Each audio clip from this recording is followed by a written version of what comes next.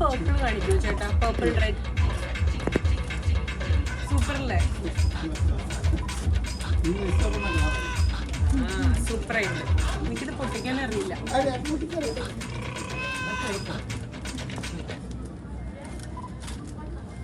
Very nice. നോക്കട്ടെ price tag നോക്കട്ടെ. ഇത്രയേ ഉള്ളൂ. ഞാൻ വെറുതെ പറയല്ല. ഗസ് ചെയ്യാൻ പറ്റുമോ ഇതിന് ഏകദേശം എത്രയായിരിക്കും എമൗണ്ട് എന്ന്? എന്താ നിങ്ങൾ മിണ്ടാണ്ടിരിക്കണേ?